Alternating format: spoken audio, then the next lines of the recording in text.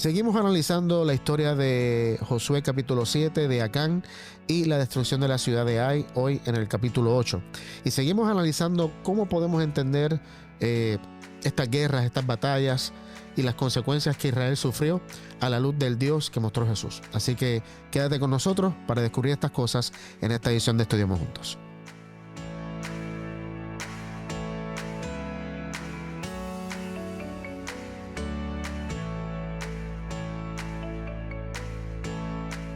Bienvenidos a esta segunda edición de Estudiemos Juntos esta semana. Gracias por estar con nosotros. Seguimos aquí con Denar y con Joel analizando los capítulos 7 y hoy, si el tiempo nos alcanza, el capítulo 8 del libro de Josué. Y la última vez nos quedamos analizando cómo Israel había desobedecido las instrucciones que Dios había dado.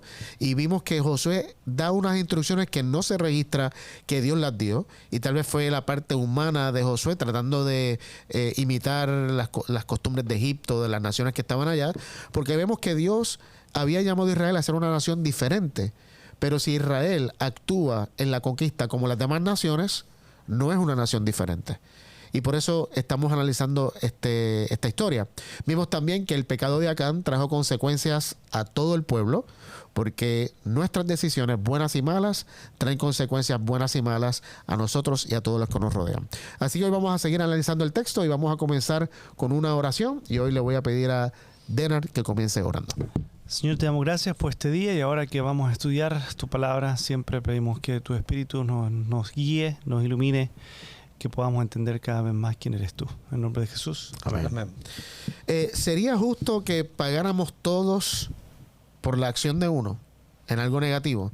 La Biblia nos menciona... Como el dicho, pagan justo por pecadores. Correcto, exacto. Pagan justo por pecadores. ¿Será eso justo? Vamos a leer un texto más sobre esto en Deuteronomio 24.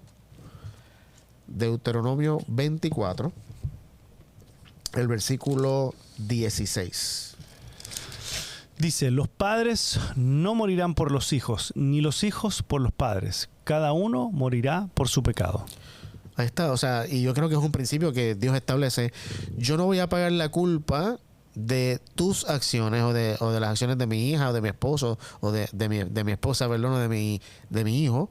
O sea, cada cual es responsable de sus acciones. Pero mis acciones, como mencionamos, traen consecuencias a los demás. Vamos entonces a seguir la historia de Josué. Vamos a Josué capítulo 7 y ahora vamos a leer los versículos 18 al 21. Josué 7, 18 al 21. Sí. Hizo acercar su casa hombre por hombre y fue designado... perdóname, el contexto de esta historia es que Dios le dice a las instrucciones a Josué que leímos la vez pasada, y entonces Josué manda a reunir porque le dice, yo voy a escoger, te voy a indicar de dónde viene este anatema. Entonces Josué reúne a todo el pueblo de Israel y comienza esto, y la suerte cae sobre esta familia. Ajá. Dice, hizo acercar su casa hombre por hombre y fue designado Acán, hijo de Carmi, hijo de Sabdi, hijo de Sera, de la tribu de Judá.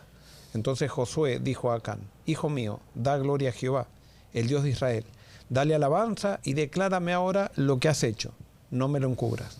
Acán respondió a Josué, verdaderamente yo he pecado contra Jehová, el Dios de Israel. He hecho así y así. Pues yo vi entre los despojos un manto babilónico muy bueno, 200 siclos de plata y un lingote de oro de 50 siclos de peso, lo cual codicié y tomé. Ahora está escondido bajo la tierra en medio de mi tienda y el dinero está debajo. Entonces Josué envió mensajeros, los cuales fueron corriendo a la tienda, y en efecto todo estaba escondido en su tienda y el dinero debajo. ¿Hasta cuándo? Al P21. Ya me pasé. Ok. Entonces, aquí encuentro algo interesante que la lección lo menciona y que lo he escuchado muchas otras veces. Fíjate cómo en el versículo 19, cómo Josué address a Acán. ¿Cómo se dice? Aborda. Hijo mío, confiesa, por favor. Dime lo que has hecho, no me lo encubras. Alaba a Dios. O sea, y todo el mundo dice, esto muestra el corazón lindo que tenía Josué contra el pecador, que mostraba un Dios.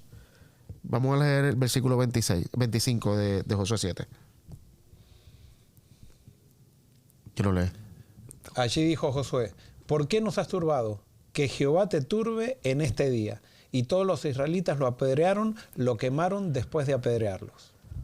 como que aquí cambia el tono de Josué un poco, ¿no? Y a toda la familia. Primero le dice, todos. hijo mío, alaba a Dios, dime. Y ahora, ¿por qué no estorbaste? Ahora vas a aparecer tú y todo lo tuyo. ¡Mátanlo! Y vienen y todos lo matan. O sea, ¿qué dos, y perdonen que use la palabra, es un síndrome bipolar? O sea, son dos personalidades totalmente diferentes. Parece la personalidad de un mafioso. Sí, ¿Viste sí, que para obtener algo al principio te mantequilla, te trata bien, te da cosas para después matarte.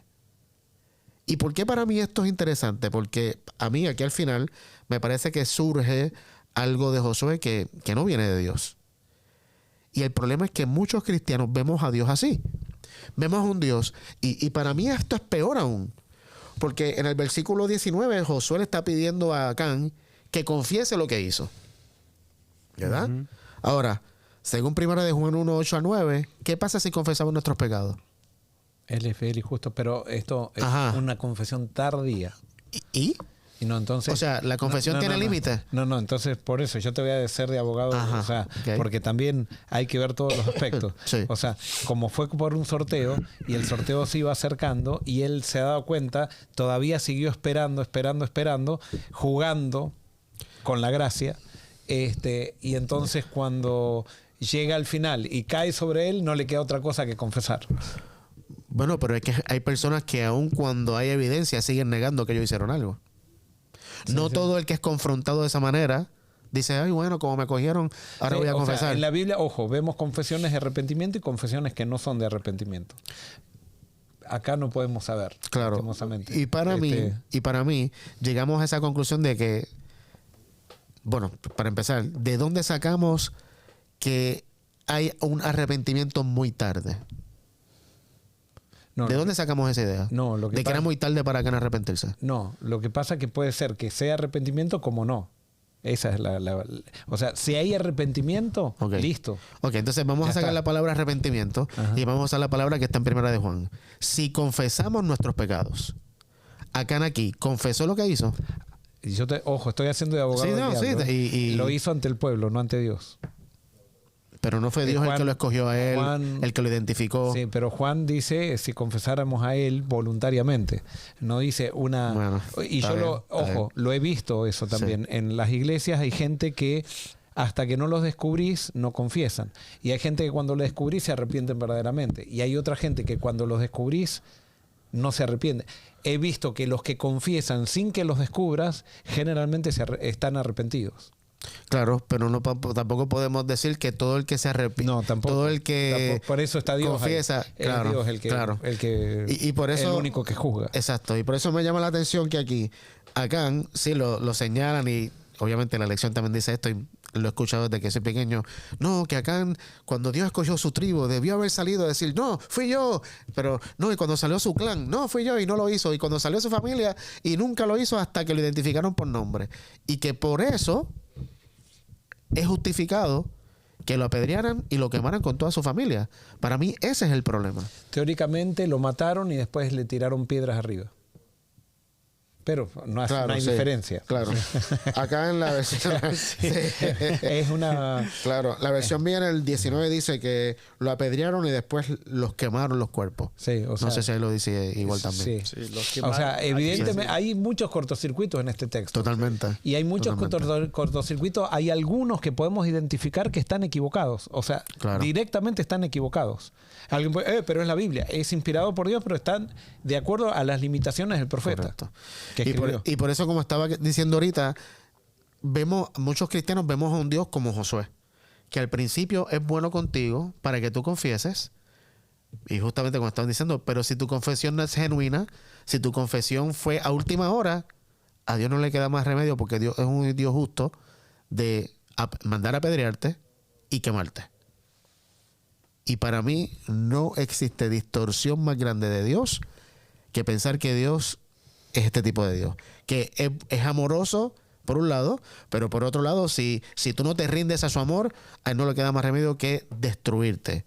Y con esto justificamos, como decíamos ahorita, justificamos la muerte de los paganos, justificamos la muerte del ateo. Y justificamos actitudes que son totalmente nefastas dentro de la iglesia. Totalmente en contra de Dios. Viene y te confiesa y vos vas después y contás lo que te contó, porque quizás después te diste cuenta que no se arrepintió, lo contás por todo el mundo, que son todas cosas muy humanas, ¿no? Claro. Que no concuerdan con lo que mostró Jesús, ¿no? Y justamente hemos escuchado esto muchísimo. Muchas personas que dicen que el Dios del Antiguo Testamento es diferente al Dios del Nuevo Testamento. Porque en el Nuevo Testamento no encontramos nunca a Jesús. Ni siquiera dar un vestigio así leve de actuar, de reaccionar, como vemos a este Dios del Antiguo Testamento que está descrito, ¿no? Así, actuando. Es que hay una realidad de esto, porque a veces nosotros nos polarizamos y decimos, todo lo que dice el contrario a mí está mal. Y todo el que no es de mi corriente está mal. O sea, y realmente la descripción del Dios del Antiguo Testamento es muy diferente a la del Nuevo Testamento. O sea, hay una diferencia en la descripción. Claro. Dios no cambió. Dios es el mismo. Ahora, ¿el mismo de cuál? Del Antiguo Testamento. Y hay Exacto. muchos que quieren, Dios es el mismo todo el tiempo. Incluso en las descripciones que hace. Entonces lo hacen a Dios con características de Satanás y con características de Dios. Y nosotros, como en el adventismo creemos que la revelación es progresiva, hay mucha gente que dice creerlo pero no lo cree eso. O sea, porque después cuando lee estos versículos le atribuye realidad total e infalibilidad a la forma en cómo fueron escritos los versículos. Y no, la revelación nosotros creemos que es progresiva y por eso no podemos con un versículo o con varios versículos del Antiguo Testamento determinar que es una verdad. Ahora, y después el 26, no sé si lo vas a leer después, No, que dice, sí. y levantaron un gran montón de piedras, pero dice, y Jehová se volvió del ardor de su ira. Claro, eso es una mentira. Que haya que matar, que con la muerte de él, entonces ahí se calmó porque es una descripción totalmente engañosa. Claro. Que está de acuerdo a la mentalidad pagana que tenía el escritor. Calmar los dioses. Calmar los dioses y eso es... Y por eso digo que el texto a simple vista, y por eso enfatizamos de nuevo que por eso todo queremos leerlo a la luz de lo que Jesús enseñó, lo que reveló de Dios. Porque si leemos el texto literal, podemos llegar a esa conclusión. Claro, sí, Dios se aplacó. Porque Dios le dijo, hasta que no saquen el anatema, yo no estoy con ustedes. Los abandono. Entonces lo sacan y Dios dice, ahora sí, regreso con ustedes. O sea, hace lógica si salimos de esa premisa, pero por eso tenemos que salir de la premisa del Dios que mostró Jesús. Si no, no vamos a entender estas historias. Perdón. Otra cosa que la lección menciona también, que me estuvo muy interesante, hace una comparación entre el pecado de Acán y el pecado de Eva. Como que ambos vieron cosas que eran atractivas a los ojos y ambos codiciaron y ambos tomaron. Y me llama la atención porque si bien es cierto, o sea, estoy de acuerdo con eso, ¿por qué la consecuencia no fue la misma? A Eva, que vio, codició y tomó, perdón, Dios no la mata, pero a Acán sí.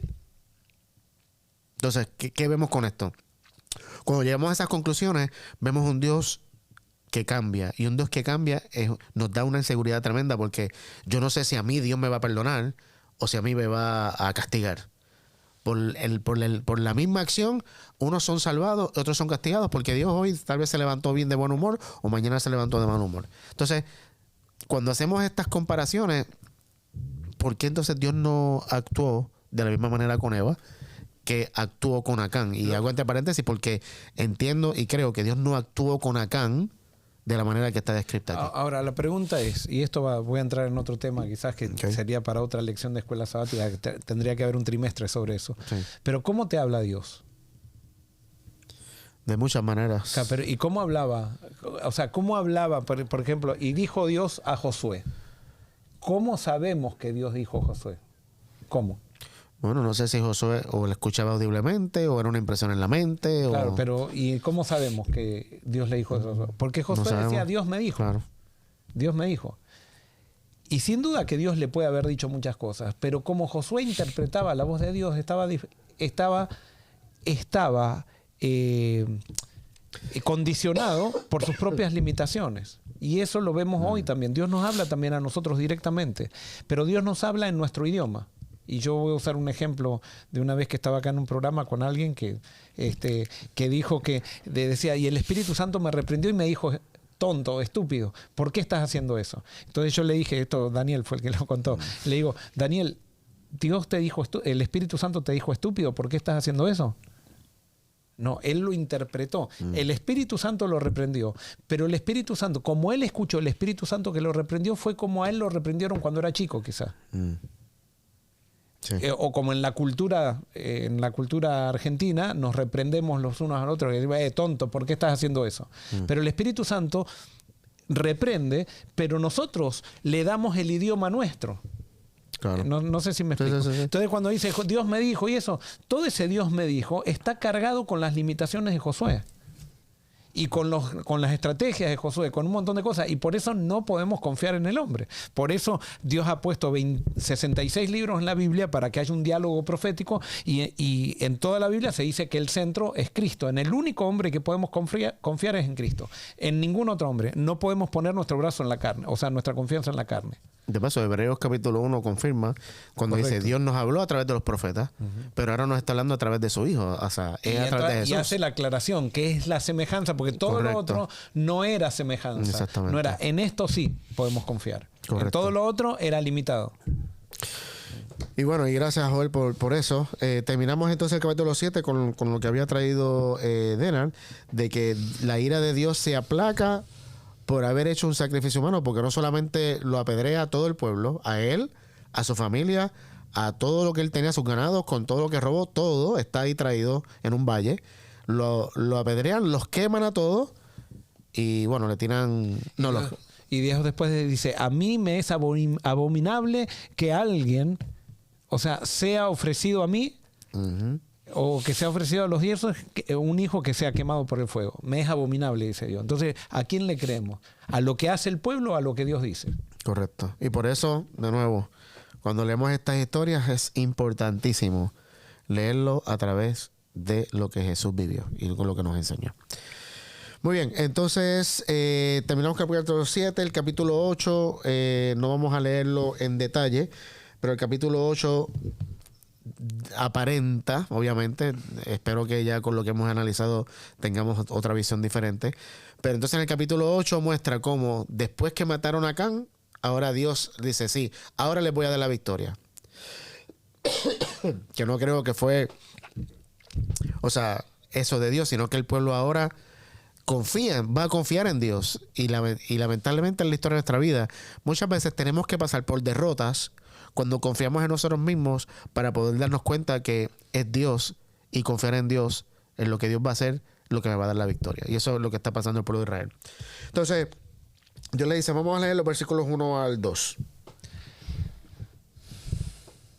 ¿Lo leo? de Josué 8. Jehová dijo a Josué: no temas ni desmayes. Toma contigo toda la gente de guerra, levántate y sube a Ai. Mira, yo he entregado en tus manos al rey de Ai, a su pueblo y a su ciudad y a su tierra. Harás con Ai y con su rey como hiciste con Jericó y su rey. Solo que ahora tomaréis para vosotros su botín y sus bestias. Pondrás, pues, emboscadas detrás de la ciudad. Fíjate que interesante que aquí sí dice que Dios le dijo: ahora sí ustedes van a coger un botín, pero Bueno, para ustedes. Sí, ahora, lo del otro, que no cogieran algo, estaba de acuerdo con el principio que después Dios le iba a enseñar a Israel, o que ya les había enseñado, de las primicias, que siempre las primicias se daban a Dios, ¿no? Entonces ahora, Sí. la primera era la primicia, sí. Ahora que empieza la conquista, ¿Pudiera ser? se lo agarran Sí. para ustedes. Sí, pero me llama la atención que aquí Dios se muestra dándole esa instrucción. Y luego, entonces, ¿qué pasa? A Dios le dice que haga una emboscada. Viene Josué con un grupo al frente de la ciudad de Ai, y a escondidas ponen un grupo de soldados detrás de la ciudad de Ai. Y el otro día en la mañana sale este grupito pequeño de israelitas, y los de Ai, como ya habían tenido una victoria, le pasa lo mismo que le pasó a los israelitas. Confiaron en lo que le había pasado anteriormente. Sale el rey con todo su ejército y Josué hace como que está huyendo. Y cuando sale todo el rey con todo su ejército, sin saber que detrás estaba un ejército grande de israelitas, Josué da una orden, los israelitas que estaban detrás entran a la ciudad, destruyen, salen y acorralan a todo el ejército y ahí hacen otra carnicería que nos dice acá en el versículo... ¿dónde está? Ajá, el versículo 25. Perdón. Y el número de los que cayeron aquel día, hombres y mujeres, fue de 12,000. Todos los de Ai. Muy bien. Mataron a 12,000 personas. Volvieron también a matar a mujeres, niños, a todos los soldados. Y simplemente cogieron todos los objetos de valor y le prendieron fuego a la ciudad. Ahora, pasa algo muy interesante. Matan a todos, pero capturan al rey de la ciudad. Vamos a leer el versículo 29. Y al rey de Jai lo colgó de un madero hasta caer la noche. Y cuando el sol se puso, mandó Josué que quitasen del madero su cuerpo y lo echasen a la puerta de la ciudad. Y levantaron sobre él un gran montón de piedras que permanece hasta hoy. Fíjate. Que sombra de algo que viene en el futuro, ¿no? ¿En qué sentido? Y porque es lo mismo que hicieron con Jesús. Uh-huh. Claro. Bueno, acá dice... mi versión dice que Josué lo atravesó con un poste afilado y lo dejó allí colgado hasta la tarde. En el original me parece que dice que fue que lo ahorcó. Lo quedó ahorcado. Pero fíjate qué acción más maquiavélica. Coger a un rey, o sea, que ya perdió, o sea, ya el rey está derrotado, pero para hacerlo sufrir más, lo ahorca, lo deja guindando allí para que todo el mundo lo vea, y después lo dicen, bájenlo, y tienen un montón de piedras. O sea, como dijimos ahorita, Israel está actuando como actuaban estas naciones. Israel está actuando como el pecado. Uh-huh. O sea, el pecado, ¿y qué es el pecado? Dios deja, o sea, cuando nosotros no queremos estar con Él, Dios respeta y nos deja ser juzgados por los seres humanos, y así juzgan los seres humanos. ¿Que así Dios juzga a los seres humanos? No, así juzgan, así juzgan los seres humanos. Los seres humanos juzgan de esta manera. Uh-huh, o sea, correcto. ese es el juicio, esa es la justicia humana. Justamente se está aplicando justicia acá, pero justicia humana. El sábado voy a predicar, o ya prediqué, o sea... Muy bien, te diste cuenta, yo no me hubiera dado cuenta. La diferencia entre la justicia humana y la justicia divina es totalmente diferente. Totalmente. Nosotros hacemos la justicia humana, pensamos que es como la justicia divina, o la justicia divina como la humana, y no es así. Totalmente. Y justamente el Nuevo Testamento hace esa aclaración durante todo el Nuevo Testamento, aclarando que la justicia de Dios es diferente a la justicia del hombre. Y por eso para mí, y perdonen que siga enfatizando este punto, y a los que tal vez nos están viendo, pero suena como un cliché, suena como que algo tan repetitivo, que lo hemos escuchado muchas veces, pero es que para mí no existe verdad más absoluta que esta. Jesús es el centro. O sea, Jesús aclara, define, explica tantas cosas que si lo sacamos no nos queda nada. Pero cuando vos, eso es el problema, que ahora mucha gente que está escuchando esto va a decir, ¿qué lección más confusa? O sea, ¿por qué? Porque cuando aplicás a Jesús, todas estas incoherencias surgen de la Biblia. Y son incoherencias que surgen de la Biblia con el carácter de Dios. De la otra manera, cuando nosotros decimos todo esto está bien y Dios lo aprobó, hay más incoherencias todavía, nada más que nos han enseñado a articularlas todas y a meterlas en un paquete y a no cuestionarlas.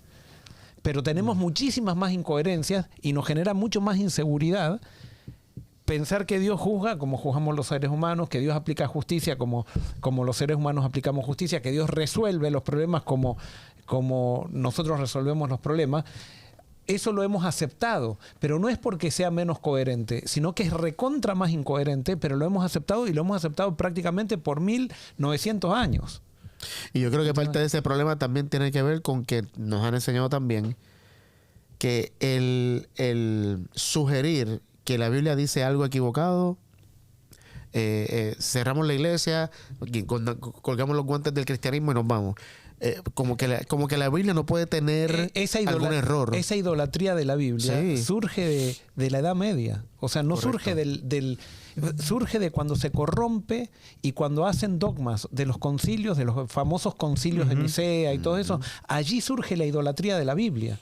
Y con esa idolatría de la Biblia, el que contradice a la Biblia puede ser quemado vivo, porque Dios quema vivo. Claro, exactamente. Porque la Biblia es perfecta. Y entonces vamos a hacer lo que la Biblia dice que hay que hacer. Y entonces eso generó toda una corrupción tremenda y no nos damos cuenta. Y ahora, cuando nosotros descubrimos que la Biblia es imperfecta, que el único perfecto es Jesús, la gente piensa que le tocaron, le tocaron su ídolo, o sea, la Biblia, y no es Cristo. Para la mayoría del cristianismo, Cristo no es el centro, es la Biblia, es la letra de la Biblia el centro, y para otros ni la letra de la Biblia tampoco, ni la Biblia ni nada. Pero es que hay muchos que han desterrado la Biblia por el hecho que es tan incoherente si nosotros la analizamos con el carácter de Dios. Y claro, esto tampoco... perdóname, Daniel. Sí, lo que tú dijiste, o sea, no es tanto error que la Biblia tiene, sino que es incompleta. O sea, está incompleta. Entonces Jesús llega a completar eso, pero por eso que muchos no lo aceptaron, o no lo aceptan hasta el día, pero que especialmente el mismo Israel no aceptaba, porque ellos en su mente tenían a este Dios, entonces el Mesías que iba a venir a liberarlos de los romanos. ¿Cómo? Tal cual, a destruir, ir con espada, y entonces ellos lo iba a liberar de esa manera. Por eso cuando Jesús viene y muestra algo totalmente diferente, les choca y muchos no lo aceptan. ¿Qué es lo mismo que nos pasa a nosotros ahora? O sea, ¿qué estamos esperando? Que Dios venga a destruir todos los que no lo siguen y entonces exactamente, entonces cuando empezamos a descubrir que ese no es el Dios que Jesús presentó, pasa exactamente lo mismo que cuando Jesús vino ahí y les chocó muchas veces también nos chocaron a nosotros. O sea, no nos hace sentido tal vez que Dios no vaya a destruir no, tiene que destruir. Claro. O sea, pero ahora empezamos a ver que el pecado que destruye y Dios, ahí empieza a ver, la misma dicotomía pasó cuando Jesús vino y bueno, los que no lo aceptaron terminaron crucificándolo. Pero es exactamente lo mismo, ese choque el que se produce cuando viene Jesús. Y Jesús fue crucificado en el nombre de Dios justamente porque pensaban que Dios hacía esas cosas. Y todos los cristianos que han sido martirizados por otros cristianos es por eso mismo. Y con esto no estamos diciendo que la Biblia no tiene autoridad, que la Biblia no tiene poder, que no es importante. Todo lo contrario. Si no tuviéramos la Biblia, no tendríamos estas discusiones, que son espectaculares. O sea, es buenísima la Biblia, pero no podemos hacer de la Biblia algo más grande que Jesús. Y para mí, el darnos cuenta de que la Biblia tiene errores en